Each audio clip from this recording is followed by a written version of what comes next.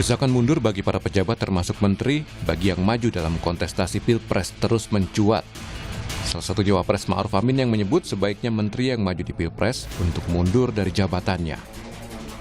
Cawapres nomor urut 1 Muhaimin Iskandar mendukung pernyataan Ma'ruf Amin. Dia berpendapat mundurnya dari jabatan menteri untuk menghindari konflik kepentingan. Kita termasuk para menteri, kalau bisa kalau bisa mundur, kalau enggak ya minimal cutinya harus diumumkan secara terbuka sehingga tidak ada konflik of interest. Ini penting.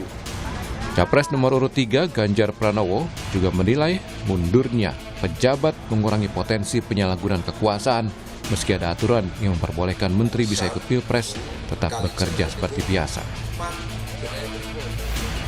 Tidak mundur sih, karena ketentuannya tidak mundur maka pada tidak mundur. Kalau sebenarnya kemarin ketentuannya mundur karena ini etik, terus kemudian mengganggu kinerja, memang sangat baik kalau mundur gitu.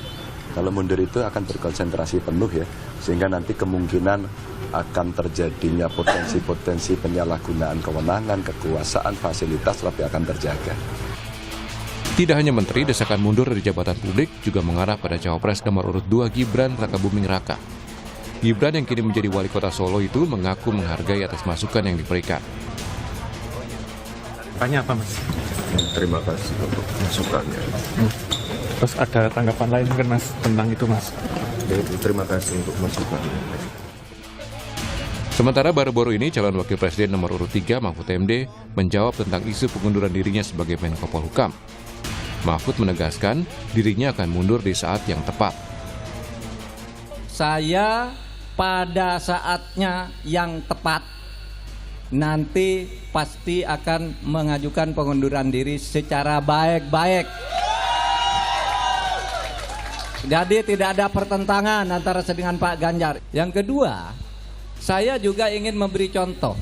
Kalau saya ini menjadi calon wakil presiden, masih merangkap apakah saya menggunakan kedudukan saya untuk memanfaatkan fasilitas negara atau tidak. Menanggapi Mahfud MD yang berencana mundur dari jabatan Menko Polhukam, Jokowi menyebut hal itu jadi hak pribadi Mahfud.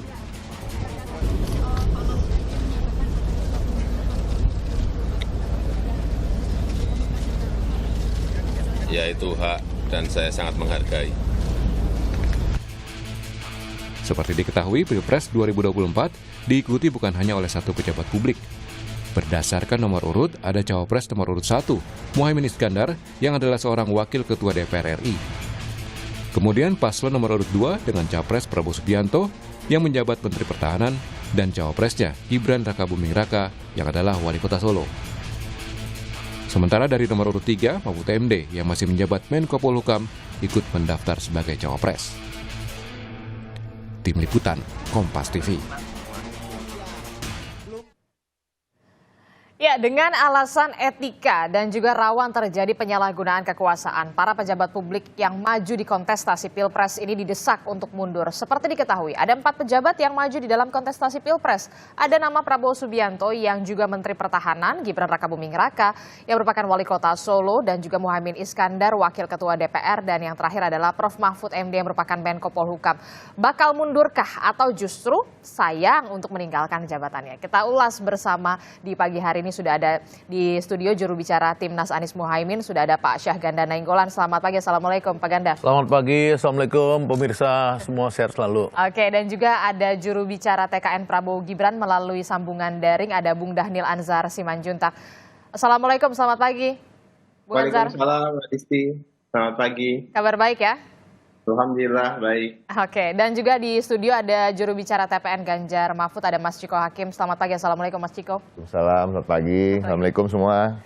Oke, dan terakhir ada pengamat politik dari Lingkar Madani, ada Bung Ray Rangkuti. Assalamualaikum Bung Ray. Waalaikumsalam warahmatullahi. Ya, oke, kita langsung saja. Ini kan maju mundur begitu ya, seperti yang dikatakan Prof. Mahfud beberapa waktu yang lalu, kemudian Prof. Mahfud ini bersedia untuk mundur. Kalau kita tarik ke belakang, kemudian ada sejumlah nama pas di 3 paslon ini menduduki di negara atau di pemerintahan begitu. Nah, kalau untuk Timnas Amin sendiri kan ada Muhaimin Iskandar, Caimin yang kemudian menjadi Wakil Ketua DPR, akan mengikuti jejak Prof Mahfud nggak nih? Walaupun memang belum terrealisasi kalau Prof Mahfud ini bakal mundur atau tidak. Ya, saya pikir dari statement terakhir Pak Muhaimin Iskandar, itu kelihatan bahwa Pak Muhaimin sama dengan Pak Mahfud bahwa kekuasaan bukan segala-galanya. Kan Pak Muhaimin mengatakan sangat mengapresiasi dan sangat mendukung Prof Mahfud ya. Jadi saya pikir kita menunggu Prof Mahfud merealisasikan janjinya untuk mundur kalau bisa sebelum tanggal 14 Februari supaya kita dari 01 juga bisa memikirkan untuk Pak Muhaimin mengambil sikap. Jadi nunggu Prof Mahfud dulu nih jadi mundur atau ya, enggak? karena begini, karena Prof sikap. Mahfud ini kan dia ini guru ya. Dia profesor, guru, dia mengajarkan etika kepada Jokowi dan kepada Prabowo tentunya untuk tidak menyalahgunakan fasilitas-fasilitas negara ya demi kepentingan pribadi. Kan tadi dia ngasih statement itu kita lihat di TV tadi bahwa yang terjadi selama ini ya seperti Prabowo tidak pernah tahu kita kapan dia cutinya. Ya sehingga kita tidak pernah tahu bagaimana dia bisa memisahkan menggunakan uang pajak negara, saya pembayar pajak ya. Kemudian dia menggunakan untuk kepentingan pribadi atau kepentingan Kementerian Pertahanan. Kemarin dalam satu acara saya dengan Bung Dhanil, ya itu Bung Dhanil mengatakan Prabowo itu bisa satu hari 10 kali keliling. Di Indonesia ini ketemu 10 orang, 10 titik di mana dia Bung Dhanil menyampaikan Prabowo sangat sehat memang. Tapi dalam hati saya 10 kali Prabowo dalam satu hari ketemu orang, ketemu kelompok-kelompok, itu menggunakan fasilitas negara, kepentingan negara atau enggak. Nah, ini yang disetir oleh Pak Mahfud ya, dan hari ini kita lihat Wapres Ma'ruf Amin mengatakan dia netral ya. Karena apa? Karena netralitas ini sangat penting sekarang, mumpung masih ada 15 hari lagi supaya apa? Supaya kita memastikan pemilu ini adalah pemilu yang bermartabat. Nah, inilah harapan saya tadi dimulai oleh Pak Mahfud, mudah-mudahan Pak Mahfud ini bisa pada saat-saat ini ya tidak terlalu jauh dari statement dia 2 hari lalu untuk mengambil keputusan secepatnya tentu dengan restu Ibu Mega ya untuk mundur saja menurut saya supaya yang lain bisa ngikutin gitu. Jadi kalau Caimin sendiri nungguin Prof Mahfud dulu mundur baru akan menentukan sikap begitu? Ya iya karena dia profesornya kan. Oke. Bung Dhanil bagaimana ini kalau Prabowo Gibran? Mbak Adisti, Pak Prabowo tentu menaati konstitusi, aturan yang ada. Artinya Pak Prabowo tidak akan mundur ketika konstitusi memang memberikan ruang dan tidak mengharuskan mundur. Itu pertama. Kemudian kedua, tentu Pak Prabowo adalah menteri, beliau adalah bawahan presiden. Maka mundur atau tidak mundur, atau berhenti atau tidak berhenti, itu terkait dengan kekuasaan user dalam hal ini adalah Pak Presiden.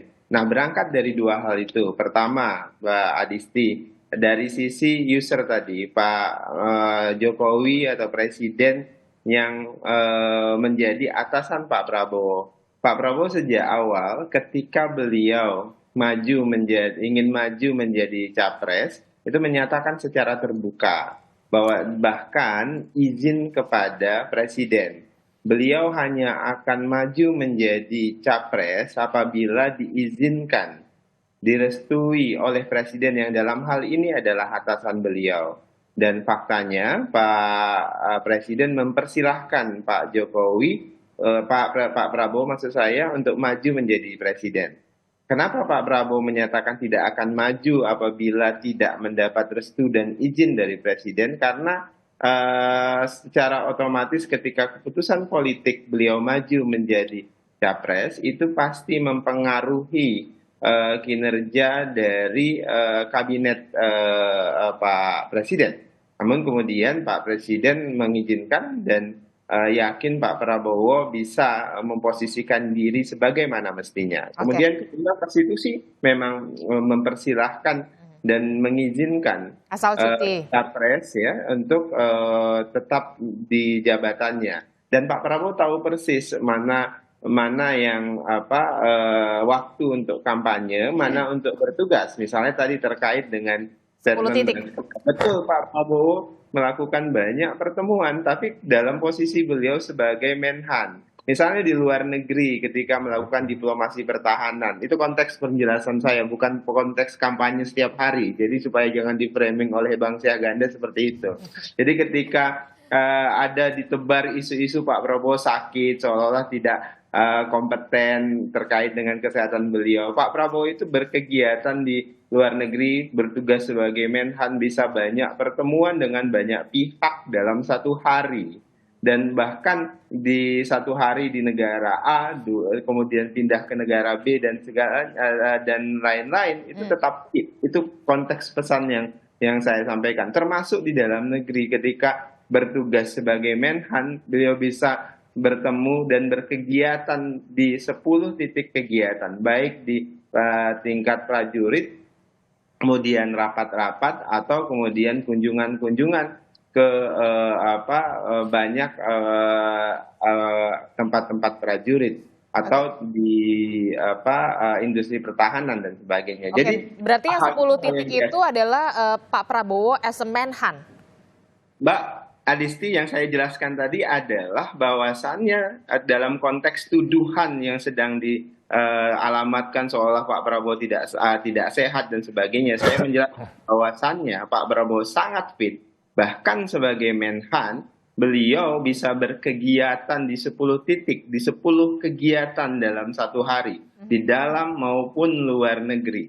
Itu teksnya. Apalagi kalau kemudian dijelaskan kampanye. Kampanye kalau dalam jadwal kampanye misalnya, ketika beliau cuti, beliau bisa melakukan kegiatan yang jauh lebih banyak. Nah, teks dan konteks yang saya sampaikan tadi terkait dengan ada upaya lawan politik atau rival politik menebarkan isu seolah-olah Pak Prabowo ini tidak fit, Pak Prabowo ini tidak sehat, sehingga itu membuat Pak Prabowo tidak pantas menjadi presiden. Itu yang ingin ditebarkan banyak pihak. Tapi kemudian saya jelaskan, bahkan kemarin Bang Ganda juga jelaskan, Rocky Gerung menjelaskan Pak Prabowo juga sangat sehat, Pak Prabowo sangat fit, beliau bisa melakukan banyak aktivitas sehari-hari. Oke, Pak Ganda ada yang ingin... Enggak, saya cuma bertanya bagaimana Pak Prabowo ini ya dalam 10 titik pertemuan yang tentu kalau Menteri Pertahanan datang ke Padang, datang kemana itu kan nggak ada urusan 10 titik pertahanan. Pasti dia ketemu dengan masyarakat. Nah, bagaimana dia bisa men-switch antara dia pakai mobil dinas dengan mobil non-dinas?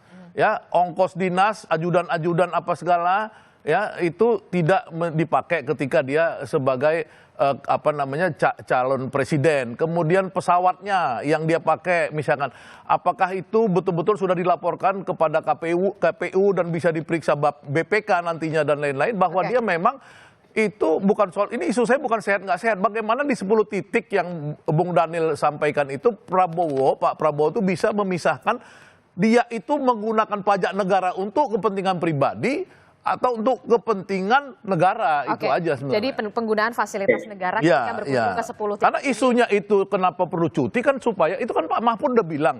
Ya, apalagi di satu channel ya, misalkan saya sebut aja di Profesor Renal Kasali, wawancara dalam antara Mahfud MD dengan Prof Kasali, kan Pak Mahfud MD bilang, saya ini ingin memberi teladan kepada kalian ini ya, kalian itu kan pasti capres lainnya, salah satunya Prabowo, bahwa jangan menggunakan fasilitas negara, misalkan datang ke Jawa Tengah disambut ya oleh pemerintah daerah Jawa Tengah, padahal dia datang sebagai apa? Dia datang sebagai capres, bukan datang sebagai menteri. Oke, ini yang itu kemudian harus diklarifikasi Bung Daniel. Untuk di 10 titik ini Pak Prabowo dengan sebagai Menteri Pertahanan ataukah kemudian menjadi sebagai calon presiden?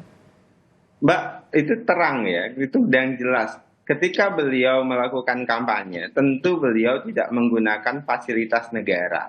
Jadi firm ya, tidak menggunakan fasilitas negara. Misalnya harus jelaskan, Pak Prabowo itu tidak pernah menggunakan kendaraan dinas negara bahkan.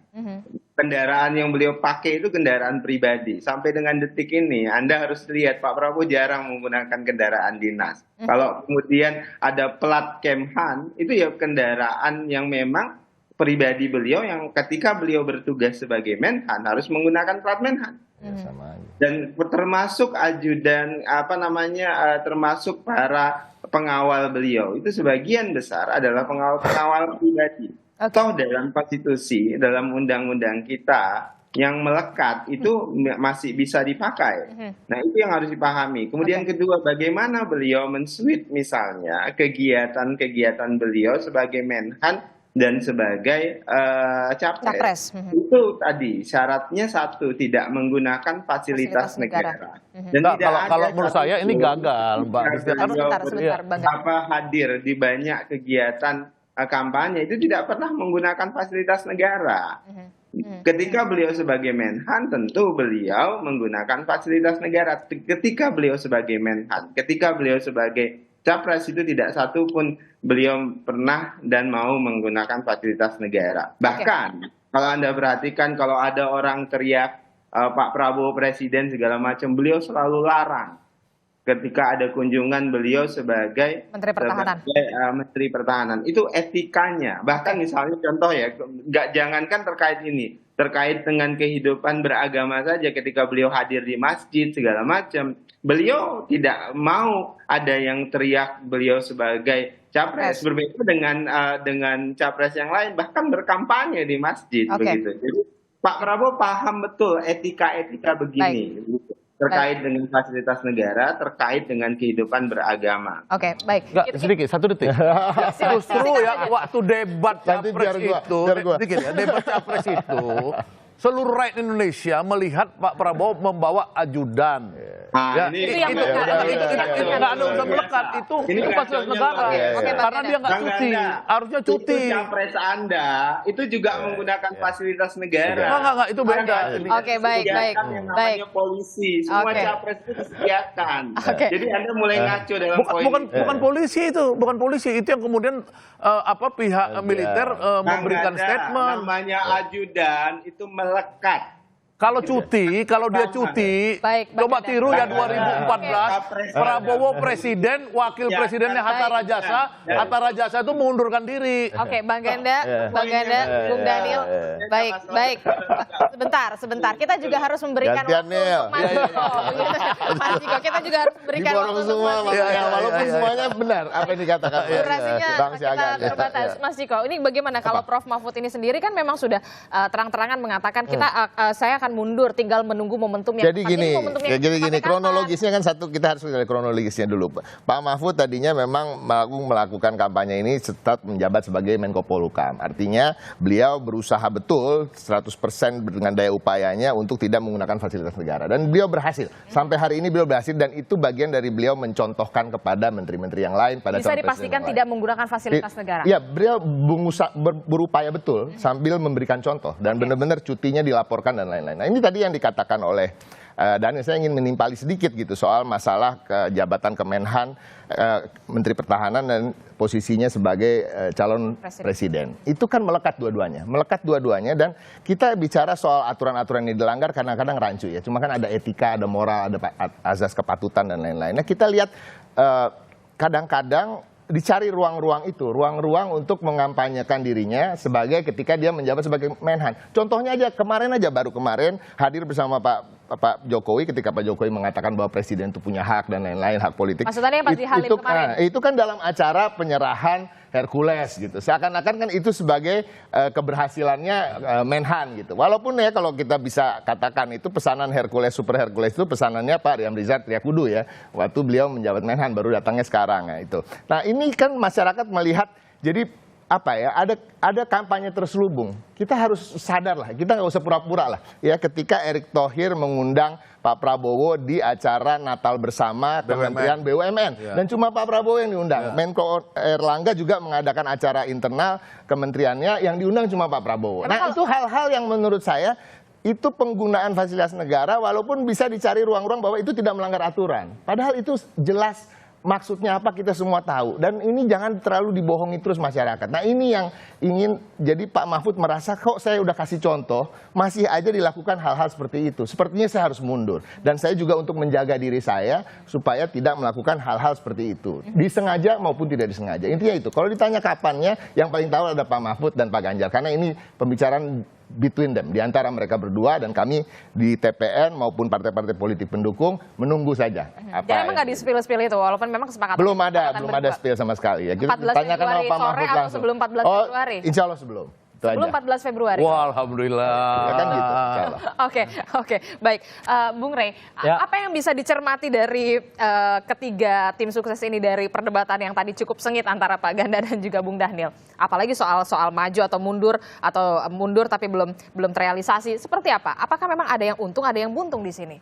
Saya melihatnya ini bukan lagi urusan pilpres ya menurut saya, bukan lagi urusan pemilu. Menurut saya sih udah urusan lebih dari sekedar pilpres. Ada kekecewaan yang begitu tinggi menurut saya di lingkup kepada Pak Jokowi tentu, di lingkaran pembantu presiden atas berbagai tindakan yang terlihat selama ini dilakukan oleh presiden dalam menghadapi pilpres ini gitu ya. Nah kekecewaan itu terrealisasi dalam bentuk ketidaknyamanan sebetulnya ya. Bekerja lagi dengan Pak Jokowi gitu. Itu satu.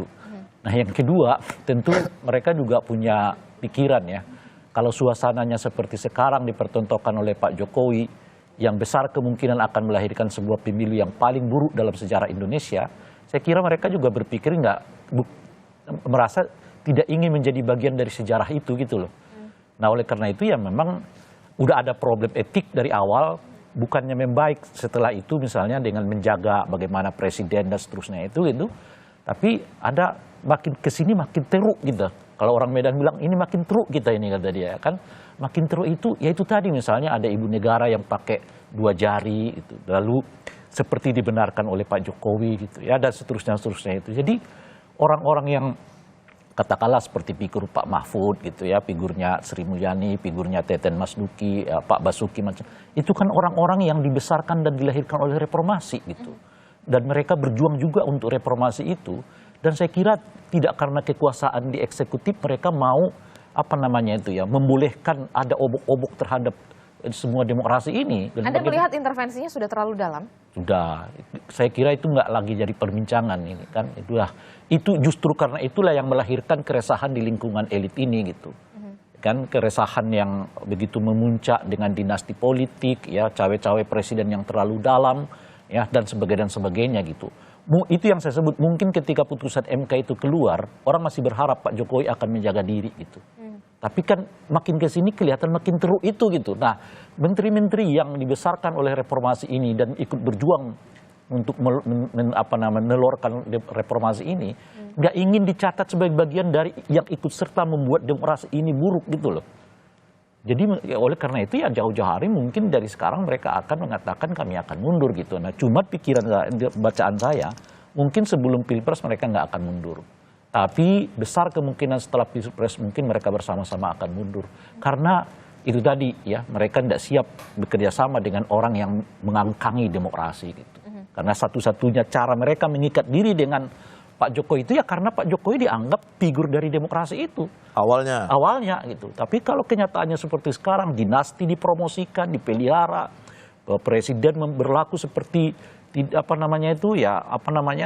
jujur itu seolah-olah netral, di belakang tidak ya kan. Masa presiden mengungkapkan bahwa presiden itu boleh kampanye tapi di belakang beliau ada seorang paslon. Mestinya ya itu kan doorstop.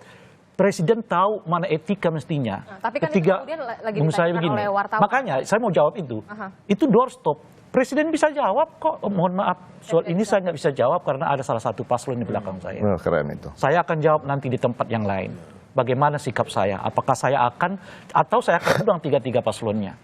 Itu kan pilihan yang bisa disadari, ya atau tidak, bukan doorstop. Itu sama seperti beliau mengomentari soal kampanye, soal debat yang ketiga itu. Ketika ditanya wartawan, ini doorstop. Tapi kan Anda bisa menjawab tidak kan? Anda bisa mengatakan saya nggak menjawabnya di sini, nanti saya jawab, nanti saya komentari. Ketika dijawab soal debat keempat tentang bagaimana Gibran melakukan tanda kutip serangan kepada Pak Mahfud, beliau tiba-tiba mengatakan, saya nggak ingin menjawab.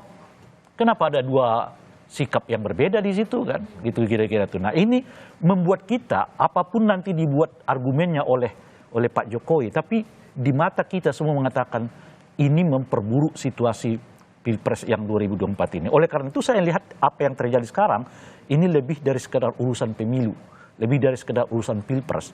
Ini urusan sikap politik yang ya nggak ada hubungannya dengan Pilpres. Kalau ini terus menerus, ya kemungkinan Pak Mahfud dan kawan-kawan ini akan bisa keluar dari anggota kabinet karena menurut saya mereka tidak mau dicatatkan sebagai bagian dari sejarah yang menenggelamkan reformasi dan demokrasi kita gitu. Oke, Anda sepemahaman dengan Bung Rey? Ya, itu lebih sebenarnya kalau menurut saya sih sangat berurusan dengan Pilpres.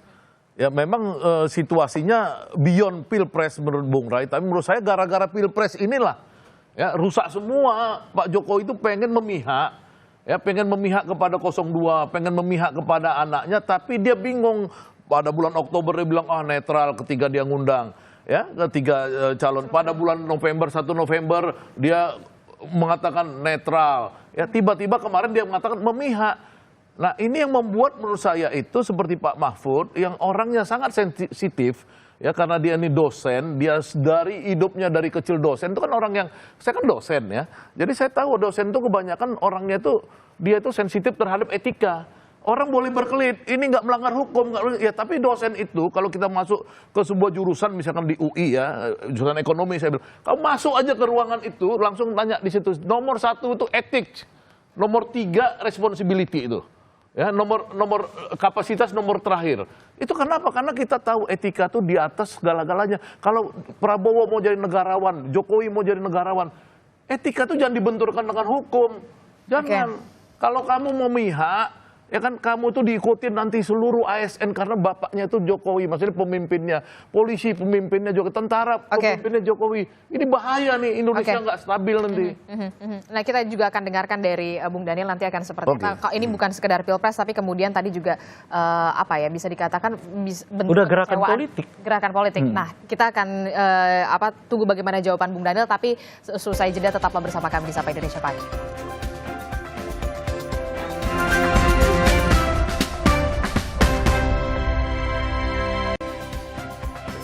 Terima kasih Anda masih bersama kami di Sapa Indonesia Pagi. Saudara, kita masih membahas soal bagaimana kemudian soal mundurnya Prof. Mahfud ini yang kemudian kalau kata Mas Ciko tadi ya kita lihat saja menjelang Pilpres atau sesudah Pilpres begitu ya. Tadi Bung Rey kemudian mengatakan soal mundurnya isu mundurnya sejumlah menteri ini karena sudah tidak lagi nyaman begitu, bentuk kekecewaan. Nah kalau Bung Daniel sendiri merasa kalau misalkan Pak Prabowo begitu ya, seperti apa di kabinet?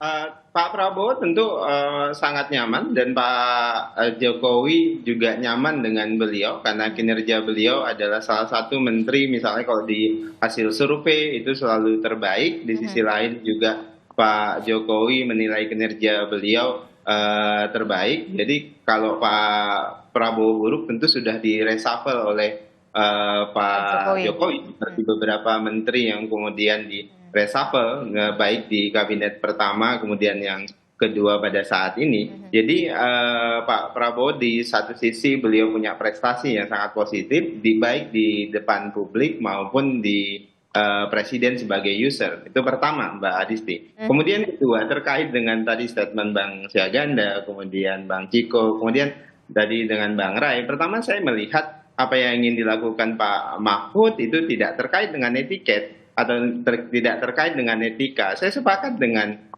Bung Ray, ini terkait dengan gerakan politik. Gerakan politik apa? Gerakan politik elektoral, begitu loh. Jadi ini adalah mundur elektoral.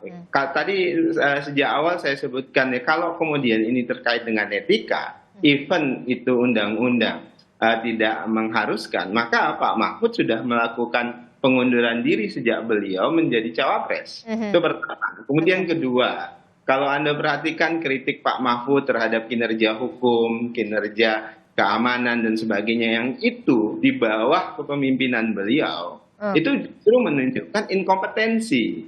Pak Mahfud sebagai Menko Polhukam inkompetensi, kemampuan beliau memimpin itu rendah sekali.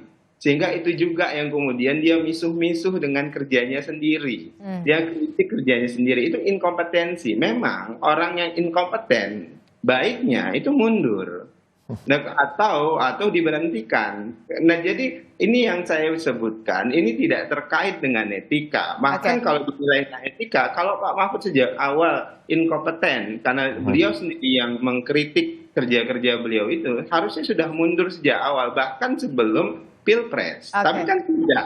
Jadi maka saya mau menilai ini hanya sekedar gerakan elektoral. Kemudian kedua, ini juga menunjukkan inkompetensi terhadap Pak Mahfud. Jadi saran saya memang menteri-menteri yang inkompeten, tidak mampu, itu sebaiknya mundur. Terima kasih. Enggak lah, dunia juga mengetahui siapa Mahfud MD ya.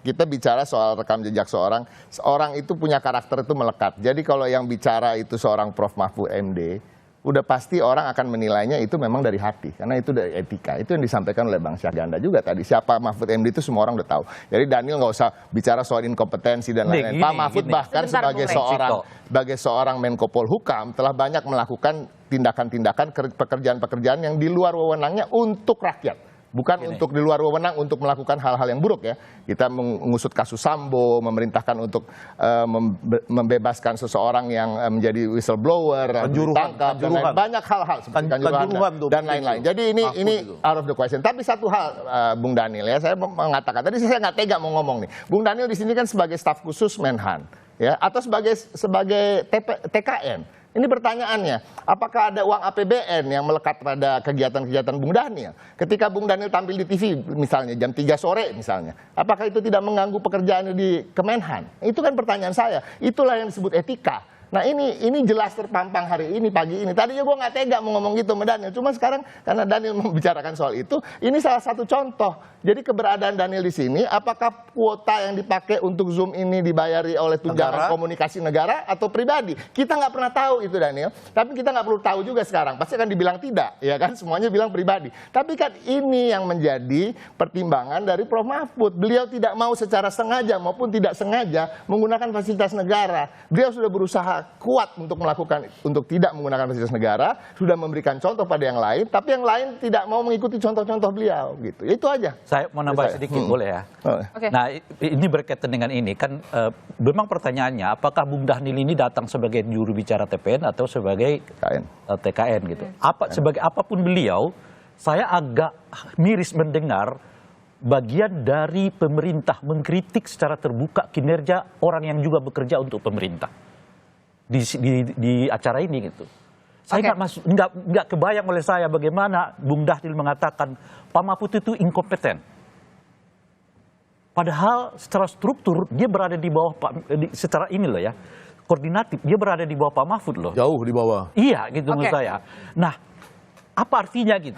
Di satu segi kita mempertanyakan soal etik yang disebutkan itu tadi, tapi segi yang lain inilah bentuk dari kelalaian presiden. Karena kenapa presiden membiarkan sesama di antara pembantunya, termasuk dalam ini Bung Daniel, saling mengumbar berbagai kecelakaan, termasuk Bung Daniel menilai sendiri kinerja Menko Polhukam. Gitu. Tunggu dulu. Sebentar. Itu artinya karena presiden terlalu sibuk ngurusin Pilpres, bukan ngurusin para pembantunya ini gitu loh. Nah itu yang terjadi sekarang. Gitu. Bung Daniel. Ya, ini yang saya maksud tadi, Bung Ciko, kemudian Bung Rai ini kalau kata orang Padang, iyo kan di awak, lalu kan diurang. Artinya apa? Itu yang dilakukan oleh Pak Mahfud sebagai Menko Polhukam, sebagai Cawapres. Itu yang kemudian nggak Anda kritik sama sekali. Ya, orang tadi Bung Rai nyebutkan, Pak Mahfud itu mengkritik, kemudian menjelek-jelekkan kinerja pemerintah, padahal posisi beliau sebagai Menko Polhukam. Nah berangkat dari situ, maka saya mau bilang beliau inkompeten karena itu bagian tugas beliau. Yang beliau kritik itu adalah tugas-tugas beliau sendiri, tugas-tugas koordinatif beliau. Itu pertama, itu yang harus dijelaskan. Nah itu yang tidak dikritik oleh Bung Rai, itu yang tidak disampaikan oleh Bung Ciko. Tapi kemudian tiba-tiba itu mengarah kepada saya. Kedua, yang harus dijelaskan, saya tahu posisi. Kenapa? Karena saya tahu persis tugas-tugas terkait dengan di mana posisi saya sebagai TKN, di mana posisi saya sebagai juru bicara Menteri Pertahanan. Saya duduk di sini dari rumah, tidak dari kantor, kemudian menggunakan sarana pribadi saya semuanya. Ya, tapi Anda menggunakan Anda menggunakan waktu yang semestinya waktu kerja. Biar Bung Daniel. Saya hari Jumat ini tidak berkegiatan sebagai jubir Menteri Pertahanan. Kenapa? Bentar, Bung Ray. Rata-rata kami Jumat itu melakukan cuti karena kami menyampaikan cuti Jumat dan kegiatan yang lain, karena kegiatan kampanye. Kemudian kegiatan yang lain juga kami lakukan ya sebagai jubir Menhan saya dalam hal ini. Jadi udahlah yang begini-begini, kalau terkait dengan Bung Ray, Bang Ciko, kemudian nomor 1 itu jangan laku atau etiket, saya nyebut etiket, iyo kan di awak lalu kan diurang. Jadi kalau kemudian yang melakukan itu adalah orang yang berbeda sikap politiknya, kemudian itu salah. Tapi kemudian kalau dilakukan oleh kelompok kita itu benar. Itu yang saya maksud tadi, etiket yang buruk. Oke. Ini harus diajarin. Makanya ini masalahnya, makanya kubu Prabowo Gibran itu suka salah mengartikan etika. Etika sama etiket itu berbeda loh. Etika itu etiket itu gestur, bukan etika. Ya? Jadi ethics dan etiket itu berbeda. Ini yang jadi masalah sejak awal, ternyata tidak paham artinya etika dan etiket. Ini yang tadi kita bicara. Yang tadi kemudian juga belum dijawab oleh Mas Ciko soal Bung Daniel mengatakan ini gerakan politik elektoral sebenarnya kalau dari Prof. Mahfud. Sama sekali enggak. Prof. Mahfud secara pribadi kita juga bisa memahami siapa beliau. Beliau orang sangat menjunjung tinggi norma-norma moral dan etika. Prof. Mahfud tidak pernah berpikir, Prof. Mahfud itu bukan orang yang suka mengejar-ngejar jabatan. Dia bahkan tidak berada dalam suatu partai politik udah begitu lama ya. Artinya apa? Beliau itu orang yang pasrah aja dengan jabatan. Ya, memang dicari karena rugi negara kalau nggak pakai Prof. Mahfud MD. Nah ini udah diketahui secara umum. Jadi Prof. Mahfud itu tidak sama sekali tidak berpikir soal elektoral. Mungkin kami di TPN iya, tapi kami tidak dalam kasus ini, kami bukan orang-orang yang memberikan masukan pada beliau. Ini perbicaraan antara beliau dan Pak Ganjar.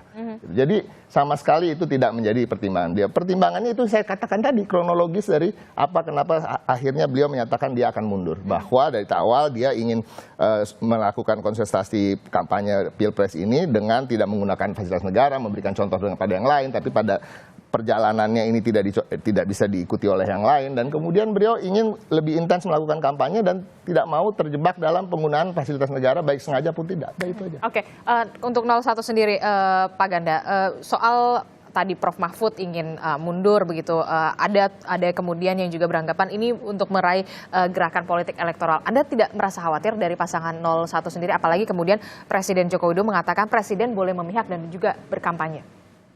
Ya, saya ingin Jokowi ya, walaupun dia atasannya Prof. Mahfud, tapi keteladanan Prof. Mahfud untuk mengatakan kita ini jangan menggunakan fasilitas negara untuk kepentingan pribadi, ya itu menurut saya harus diapresiasi. Ya, ini jangan sekali-sekali kita kemudian membenturkan seolah-olah Prof. Mahfud ini sedang bersandiwara. Karena dia ini saya kenal lama ya, walaupun saya nggak kenal langsung, saya tahu misalkan dia pernah jadi ketua HMI di UI, ya aktivis juga di UGM pada saat bersamaan dia kuliah di dua kampus kan, karena ketua HMI-nya teman saya di UI waktu itu, Fauzi Kadir namanya ya. Jadi saya tuh mengenal orang-orang. Jadi orang-orang ini ya, orang-orang yang memang menawarkan suatu sikap-sikap yang bagaimana mengelola negara secara bermoral ya, termasuk Anies Muhaimin di pihak itu kan dari Prof. Mahfud. Nah kalau dari 01 sendiri dulu, maksudnya gini, artinya ya makanya kita mengapresiasi, kan kita udah lihat bagaimana Pak Anies, Pak Muhaimin mengapresiasi ya sikap Pak Mahfud yang mau mundur. Ya, jadi memang ini apresiasi ini adalah bentuk penghormatan kepada Pak Mahfud. Bahwa itu kemudian orang bilang too late, nggak too late juga, nggak terlambat juga. Karena Pak Mahfud itu justru sekarang saat yang tepat, ya dia setelah dia mengemukakan di debat Capres kemarin bahwa ini loh testimoni saya tentang Jokowi, buruknya pemerintahan Jokowi, banyak mafia dan lain-lain, dan saya sudah berusaha, kata Pak Mahfud. Ya ketika Pak Gibran bilang cabut aja iupnya, loh itu kan kayak canda-candaan. Pak Mahfud bukannya cabut iup. Ya, dia udah berusaha memberantas mafia, memberantas kebakaran hutan, memberantas ini, tapi nggak berhasil. Jadi wajar dong kalau dia bilang itu kan semua untuk urusan yang begitu besar yang omongan Pak Mahfud dalam debat itu kan urusan presiden. Bukan seperti Daniel tadi bilang, wah Pak Mahfud yang salah sendiri dong, nggak kredibel sebagai menteri, di bawah tupoksi dia, hukum. Bukan, itu nggak ngerti struktur negara. Ya, struktur negara kita ini presiden ini very powerful. Pak Mahfud itu bisa nggak ada apa-apanya, karena misalkan presiden langsung ke Kapolri, presiden langsung ke Menhan, presiden langsung ke tentara dan lain, bisa Menko-nya itu cuma koordinator biasa. Nah, disinilah pentingnya kita menghormati, sekali lagi ya, saya itu kalau misalkan Pak Mahfud ini bisa mundur, harapan saya 12 menteri ikut mundur. Karena waktu Pak Mahfud di acara... Kalau Gus Imin? Gus Imin ini bisa mundur juga. Karena apa? Karena Gus Imin ini sebenarnya, karena gini ya, jadi dalam bidang yang kita bicara ini bidang eksekutif dulu, yang dia syarat dengan kekuasaan itu bisa diselewengkan. Kalau wakil ketua DPR ini pergi ke Kalimantan ke... Tapi kan juga ada kemudian fasilitas-fasilitas negara juga. Coba Mbak lihat itu dia berbulan lalu ya datang ke satu tempat itu malah sama bupatinya itu nggak boleh ngomong, diusir. Nggak bisa kalau ketua DPR itu tidak punya kekuasaan eksekutif. Kan kita tahu DPR itu kan cuma pengawas. Semua orang anggota DPR lalu tidak dipersoalkan ketika dia menjadi caleg lagi, ya menjadi caleg lagi karena memang DPR itu cuma pengawas. Kalau ini ya misalkan Pak Prabowo, saya menyumbangkan ribuan sepeda motor ke koramil misalkan. Dia bisa nanti kemudian itu dalam politik gentong babi namanya ya, pork barrel politik. Ya itu bagaimana menggunakan ya, aset-aset negara, program-program negara nanti diklaim bahwa ini keberhasilan saya, padahal bukan. Itu adalah urusan yang seharusnya memang ya seperti bansos itu urusannya urusan kewajaran negara jadi aja. kalau menurut Anda contohnya dulu di eksekutif, baru di jadi, Imin begitu. Jadi gini, tadi kan Pak Ciko tadi bilang ada sinyal di bawah tanggal 14 ini sudah mundur. Nah, maka saya bilang alhamdulillah. Saya yakin Pak Mahfud kalau mundur lebih cepat mundur, lebih banyak elektoralnya naik. Yakin saya. Jadi ini lama-lama kayak saya melihat bertanding, jadi lama-lama bisa bersanding lagi. Sama siapa? Bisa 01 dan 03. Ya, kalau Pilpres putaran 2. Bisa mungkin, nggak ada masalah. Karena kita anti kepada penggunaan fasilitas negara, ya cawe-cawe presiden dan Prabowo, ya untuk memenangkan secara tidak hormat. Oke. Terakhir, Bung Rey. Iya kan kalau disebut Pak Menko Polhukam incompatible ya, kemudian juga saya nggak tahu yang lain karena penilaiannya kepada beliau. Itu juga menunjukkan betapa Presiden kita juga nggak kompatibel dalam hal ini. Kan Presiden nggak bertindak apa-apa terhadap menterinya yang dianggap nggak kompatibel kan. Ya. Masa dibiarkan sampai 4 tahun menemani beliau padahal nggak kompatibel. Asumsinya kan dari awal Pak Mahfud tuh ya udah harus dipinggirkan, di reshuffle, menterinya nggak kompatibel gitu. Tapi kenapa dipertahankan? Ya mungkin karena Pak Jokowi membuat pertimbangan yang lain yang berbeda dengan pertimbangannya Daniel gitu. Nah tapi kalau Ibu Presiden tetap membiarkan anggota kabinet yang nggak kompatibel tetap diduduknya, ya presidennya nggak kompatibel gitu loh. Anda melihat seharusnya seperti apa yang harus dilakukan Presiden? Ya kalau kita berangkat dari pernyataan Bung Daniel, ini Pak Mahfud yang nggak kompatibel, tapi Pak Jokowi tidak mereshuffle-nya gitu, kan jadi pertanyaan, ada apa ini? Gitu. Kan satu. Yang kedua, faktanya sekarang Pak Mahfud sudah calon wakil presiden. Itu kan sebetulnya pintu bagi Pak Jokowi untuk mereshuffle-nya sejak dari awal. Kan? Ada alasan bagi Pak Jokowi untuk mengatakan Anda ini ajalah di reshuffle karena Anda sudah jadi calon wakil presiden. Kan kira-kira gitu. Sehingga image-nya nggak buruk bagi dirinya sendiri maupun bagi Pak, karena dianggap bukan karena tidak kompatibel beliau di reshuffle, bukan itu kira-kira tuh, tapi karena beliau menjadi calon wakil presiden, jadi enak semua. Kenyataannya juga dipertahankan oleh presiden, tidak di reshuffle oleh presiden. Nah itu yang kedua. Tapi ini semua ya pertengkaran yang saya sebut tadi itu, ini itu macam menunjukkan kepada kita, karena presidennya nggak sekarang mengontrol pemerintahan, dia ngontrol pilpres. Kenapa dia ngontrol pilpres? Ya karena anaknya maju di situ gitu loh. Sehingga lebih banyak kelihatan aktivitasnya yang berhubungan dengan kegiatan pilpres dibanding kegiatan dalam konteks mengelola pemerintahan secara menyeluruh. Gitu. Jadi ada menteri yang seperti itu, ada menteri yang seperti ini, ada menteri yang mengklaim bahwa seolah-olah bansos itu merupakan kebaikan presiden gitu ya, dan tidak dikoreksi juga oleh beliau. Ada istrinya yang tiba-tiba mengujungkan 2 jari. Bukannya dikoreksi, malah dinyatakan itu cukup menyenangkan, dan seterusnya. Itu artinya pusat pikiran presiden sekarang adalah bagaimana pilpres ini memenangkan salah satu kontestan dalam ini adanya dibandingkan dengan memikirkan bagaimana Republik ini baik di masa yang akan datang. Oleh karena itulah saya mengatakan gerakan ini bukan hanya sekedar soal elektoral, tapi gerakan ini adalah gerakan politik untuk menyatakan kepada Presiden bahwa sebagian dari anggota kabinet yang diisukan akan mundur itu mungkin sudah merasa tidak nyaman bekerja sama dengan Presiden karena Presiden terlihat lebih mementingkan urusan keluarganya dibandingkan urusan bangsa dan negara ini. Yang nyaman cuma Prabowo tuh kelihatannya. Oke, baik. Kita sebenarnya waktu kita terbatas begitu ya, masih banyak juga yang kemudian perlu ditanya. Tapi setidaknya begini, kita sebagai warga, gitu, saya sebagai warga, saya berharap sekali ada pendidikan politik yang baik begitu. Apalagi di Pilpres 2024 ini jangan sampai kemudian kita terus harus belajar dari 2019 ke 2024 supaya kita bisa melihat bagaimana kematangan dari pemimpin-pemimpin kita yang nantinya akan memimpin di 5 tahun ke depan. Terima kasih Bung Dhanil sudah bergabung bersama kami, Pak Ganda, Mas Ciko, dan juga Bung Ray Rangkuti. Terima kasih. Assalamualaikum, selamat pagi. Ini sebagai jubir atau sebagai apa nih? Baik, terima kasih. Jubir, Assalamualaikum. kan udah jelas tadi cuti katanya. Informasi, ya baik, terima kasih. Bapak-bapak semua.